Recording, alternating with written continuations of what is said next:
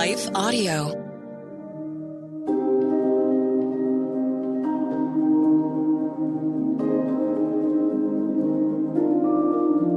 Hello.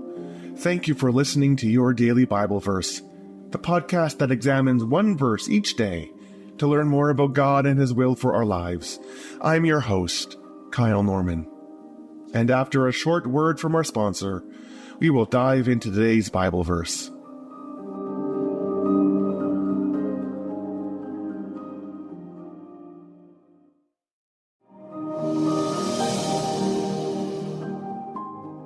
We all struggle in our faith from time to time. Psalm 23 speaks of the valley of darkness, and ancient writers often referred to the dark night of the soul. Life zigs when we want it to zag, and despite our best efforts, we sometimes struggle in our faith. But just because we feel spiritually discouraged at times, doesn't mean that God has abandoned us, or that we are failing in our life with God. If you need to be encouraged in your spiritual walk, I invite you to join me at www.revkylenorman.ca. Be reminded of the grace, hope, and love that we have in Christ Jesus. What's your reason for hope? Written and read by Kyle Norman. Always be prepared to give a reason for the hope that you have within you. 1 Peter chapter 3, verse 15. The other weekend, I was visiting some friends in a town I had not been to before. During the visit, I asked my friend, where might I go for a coffee while I did some work? Would I just go to Tim Hortons along the highway, I asked. Absolutely not, my friend responded. You will go to the Chartreuse Moose. She was quite firm in her opinion. Well, I took my friend's advice and went down to the coffee shop. And of course, she was right. The Chartreuse Moose was the perfect place to get some work done. Not only did it serve a great cappuccino, but it also boasted a quiet and pleasant atmosphere. It was off the main highway, tucked in behind a thrift store and a laundromat, so there wasn't any noise from highway traffic. There was a steady stream of customers, but it wasn't overly packed. It was the place the locals frequented, and I never would have found it outside my friend's recommendation. We do this often, don't we? We share and we recommend. We all have places we like to eat or frequent. We all have television shows we watch regularly. And if someone was to ask us to be prepared to give a reason for our favorite coffee shop, well, many of us could respond without hesitation. It's natural to recognize, to share, and to recommend that which impacts our lives. Why not approach the hope we have in Jesus in a similar fashion? Peter writes that we are always to be ready to give a reason for the hope that you have within you. This verse presupposes that there is a reason for the hope we have. And there is. The reason is Jesus.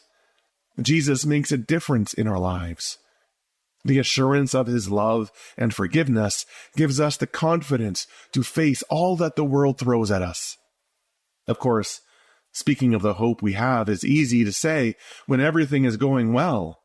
When life is sunny and blissful and everything is going our way, it's easy to be filled with hope. Hope becomes much harder when we find ourselves in times of hardship or difficulty. But such times are precisely when hope is most needed. When Peter wrote these words, he was writing to believers who were experiencing struggles and persecutions. They were, quote, suffering for doing good, and, quote, being maligned for their good behavior in Christ. In other words, the world pressed hard against them. But Peter reminded them, and he reminds us, that despite the hardship and struggles, hope remains. Hope remains because Jesus is faithful. He has promised never to leave or forsake us. Thus, the hope we have in Him becomes a beacon of light that pushes against the hardships of this world, reminding us of the grace that enfolds us.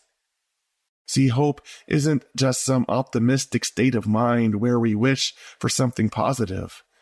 Hope isn't naive escapism or pie-in-the-sky fantasy. Biblical hope is the confident expectation that Jesus is present and working. Peter's exhortation isn't just to feast on hope in the times of difficulty. This encouraging word is not solely for our own meditation. No, he tells us to share our hope, to articulate the reason for the hope that sustains us. Our experience of hope is never solely for ourselves. Hope is not a privatized possession designed for our personal enjoyment. Our witness can produce hope in someone else's life. Our expression of the hope we have helps others see the reality of God in their lives. After all, if hope is life-giving for us, could it not be for someone else? Sometimes this verse is translated as always be ready to give a defense for the hope we have, or always be ready to give an apology for the hope we have. And so we think that our expression of hope must articulate theological concepts or philosophical ideals. We feel that we have to prove why gospel hope is logical or rational or satisfactory. But this isn't what Peter means. Peter simply calls us to bear our own story, to express what the Lord has done in our life and how the Lord continues to sustain us. What are your reasons for hope? If someone today were to ask you why you are so hope-filled in your life, what might you say? Where have you seen the presence of the Spirit working in you? How has Christ sustained you, upheld you, redeemed you in times of difficulty and struggle? These are the stories that illustrate the power of the Spirit in human life. The world around us needs hope. But more than this, there are people in each of our lives who need an expression of hope. We all know people who are struggling under a diagnosis, or a job loss, or some type of anxiety. We all know people who could benefit from the Lord of all hopefulness coming into their life. In a world that can often go so wrong in an instant, we are to embody the audacious truth that hope overcomes despair, forgiveness heals guilt, and love dismantles all forms of hate. So how will you articulate, embody, and share the living hope with you? How will you speak words of hope into someone else's life? Because hope changes lives. And in doing so, it can change the world.